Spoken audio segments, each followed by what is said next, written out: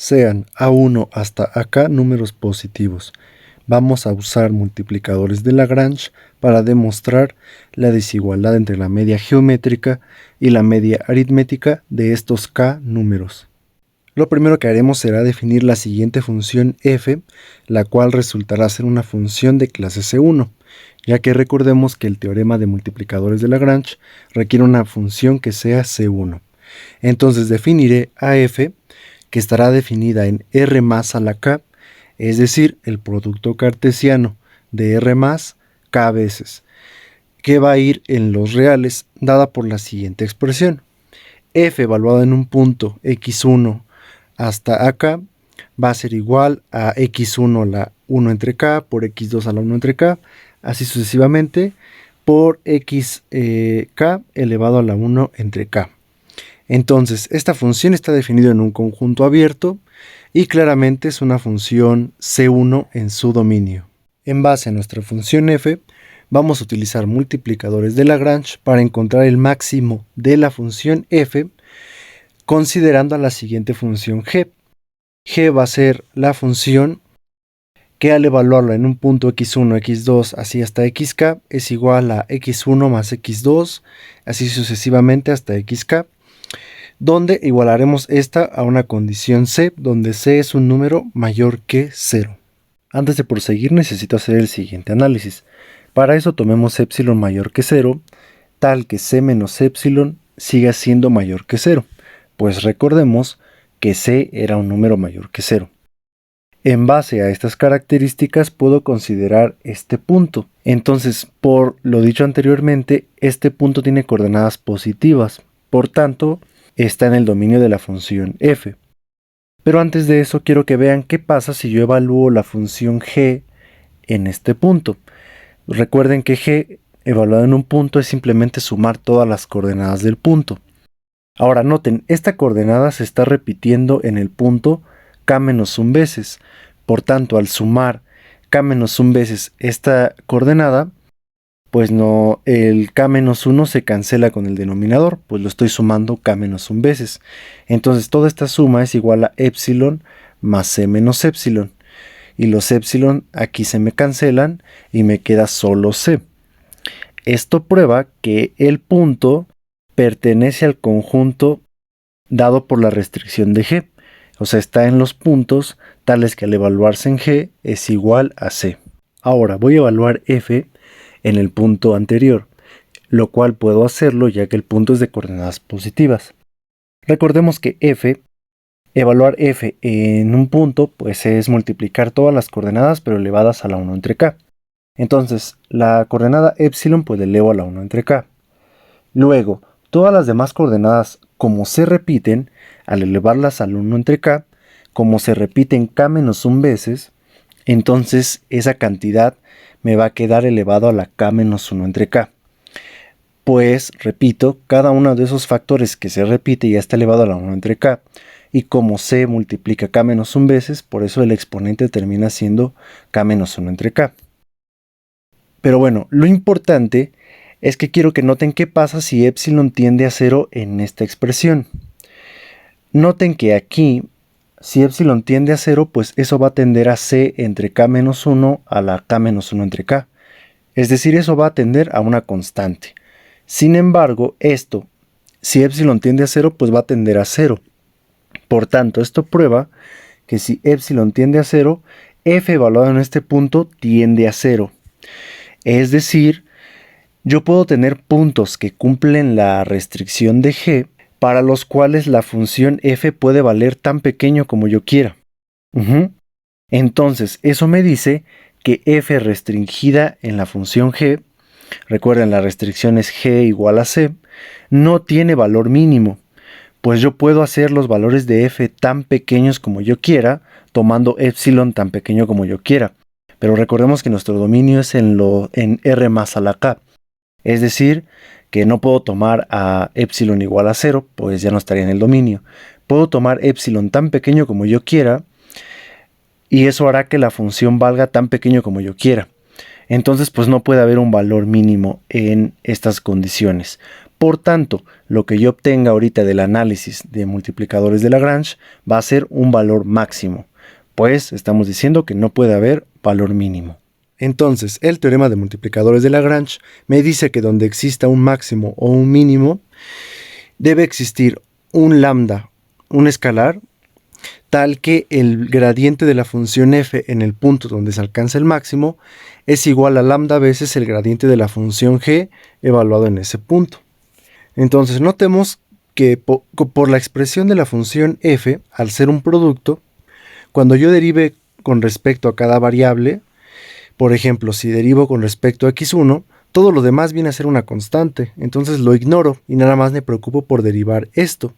Pero la derivada de esto es fácil de calcular, es 1 entre k por x1 a la 1 entre k menos 1. Simplemente es la derivada de una potencia de x. Cuando derivemos con respecto de x2, todo lo demás es una constante y la derivada de esto sería exactamente lo mismo, solo que aquí tendríamos un x2 y así sucesivamente. Todas las derivadas serán iguales. Y ahora la que sí es muy sencilla, la más sencilla de todas, es las derivadas parciales de la función g, ya que eso es simplemente, pues por ejemplo, al derivar con x1, pues todo lo demás es constante, por tanto sus derivadas son 0, y la derivada de x1 es 1. Igualmente, al derivar con respecto de x2, todo lo demás sería 0, y la derivada de x2 pues es 1, y así sucesivamente. Entonces ya lo que haré será igualar cada una de las entradas de los vectores gradiente de f y lambda veces el gradiente de g.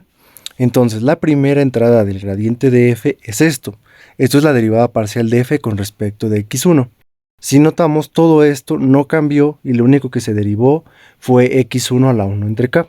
Y esto lo estoy igualando a lambda por 1, ya que recordemos que el vector gradiente de g tiene puras coordenadas 1, ya que todas las derivadas parciales son igual a 1. Pero al estarse multiplicando por lambda, pues todas las coordenadas se vuelven lambda, ¿no? Lambda por 1.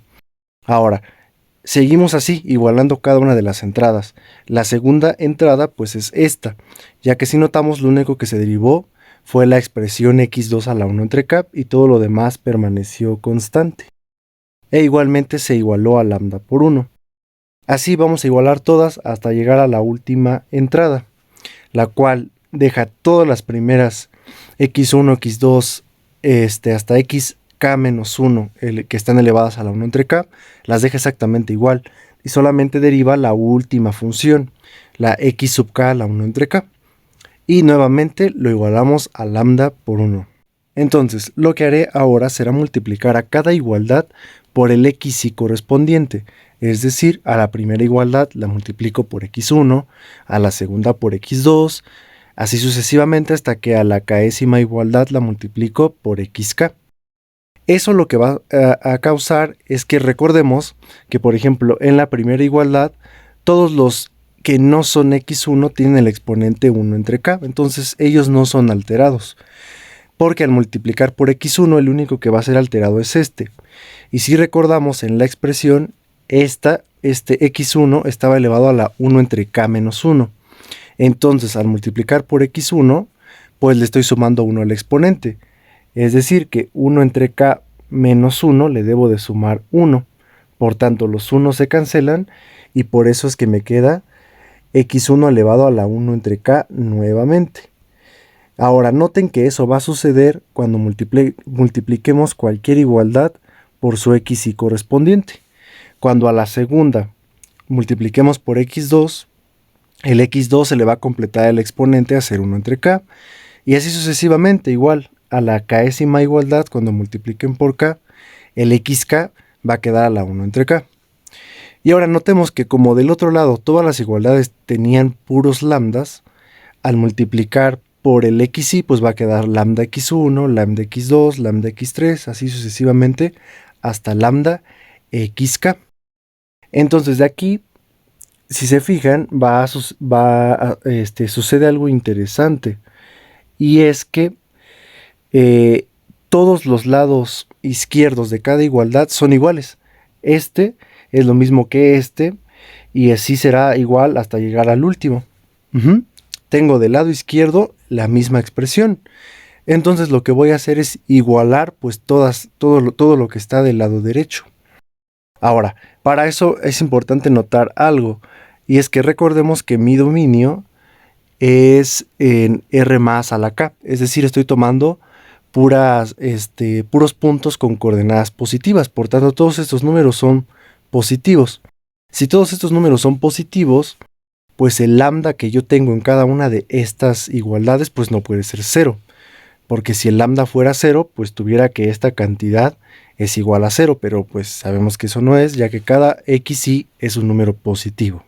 Como dije hace un momento, lo que me interesaba es que ya que todos los lados izquierdos de cada igualdad eran iguales, pues entonces igualaré todos los lados derechos. Entonces obtengo que lambda x1 es igual a lambda x2, igual a lambda x3, así hasta lambda xk. Pero recuerden lo que dijimos, lambda no es no es igual a 0, ya que eso contradice las igualdades anteriores. Por tanto, si lambda es diferente de 0, pues yo puedo dividir a todas estas igualdades y así obtener finalmente que x1 es igual a x2, igual a x3, así hasta xk. Entonces tengo que todos estos números son iguales. Entonces, si regresamos, recordemos que nosotros habíamos condicionado a la función g a que los x y sumaran todos una cantidad c positiva. Pero notemos que como todos los xy son iguales, pues si yo sumo x1 más x2 más x3 hasta xk, pues en realidad estoy sumando el mismo. Entonces, por ejemplo, pues aquí puse que toda esta suma pues es igual a k veces x1, porque tengo que todos son iguales y estoy sumando k veces el mismo número. Entonces le puse acá kx1. Entonces, si se fijan de esta igualdad de c igual a kx1, pues si yo paso el c dividiendo del lado izquierdo, obtengo que x1 es igual a c entre k. Eso me dice que entonces todos son iguales a c entre k, porque recordemos, todos son iguales. Y en particular el x1 es igual a c entre k, pues obtengo que c entre k es igual a x1, x2 hasta xk. Ya con esto he obtenido entonces cuál es el punto en donde el valor máximo se alcanza. Y el punto, pues es el punto de coordenadas c entre k, porque lo que acabamos de demostrar hace un momento es que x1 era igual a c entre k, x2 también, así hasta el xk. Entonces recordemos que todos esos valores salieron de haber resuelto la ecuación gradiente de f igual a lambda veces el gradiente de g. Entonces al resolver lo que estamos encontrando es el valor máximo de la función f. Entonces ya lo que haré será calcular cuál es ese valor máximo. Pues el valor máximo es f evaluado en el punto de coordenadas c entre k. Pero pues recordemos que la función f pues era todas las entradas elevadas a la 1 entre k. Pero pues como todas las entradas son la misma, pues eso lo puedo ver como la multiplicación de todos los c entre k, todo eso elevado a la 1 entre k. Simplemente estoy juntando el exponente en un solo producto. ¿Cuántos c entre k tengo? Pues tengo k, ya que los puntos son de k coordenadas. Por tanto, si aquí se está multiplicando esto k veces y lo estoy elevando a la 1 entre k, pues esto es igual a c entre k. Ahora sí, entonces si yo tomo k números positivos y hacemos c igual a la suma de estos, lo que acabo de probar es que la función evaluado en esos k números pues es menor o igual que la función evaluada en el punto c entre k, c entre k, así sucesivamente hasta la última coordenada c entre k. Porque lo que hace rato probamos es que este es el máximo. Los multiplicadores de Lagrange me dicen que siempre que yo tenga esta condición, el máximo de la función se alcanza en este punto. Por tanto, si yo evalúo f en este punto, pues esa evaluación debe ser menor o igual que esta, ya que este es el máximo. Entonces de esto obtengo que, recordemos, f evaluado en ese punto, pues es a1 a la 1 entre k, por a2 a la 1 entre k, por acá a la 1 entre k. Y recordemos que este otro punto pues era igual a c entre k. Entonces ya para finalizar, de esta desigualdad que obtuve hace un momento, lo único que debo hacer es juntar todos los AI en un solo exponente. junto todo el producto a la 1 entre K, y acá recordemos que C pues es la suma de A1 más A2 hasta la suma con AK. Por tanto, lo que obtengo es esta estimación de ahí. El producto de todos los A's elevado a la 1 entre K es menor o igual que la suma de todos los A's entre K. Pero esto es precisamente la media geométrica y esta es la media aritmética. Por tanto, esto prueba que para cualesquiera K números se cumple la desigualdad entre la media geométrica y la media aritmética. La media geométrica siempre es menor o igual que la media aritmética. Y aquí terminamos la prueba.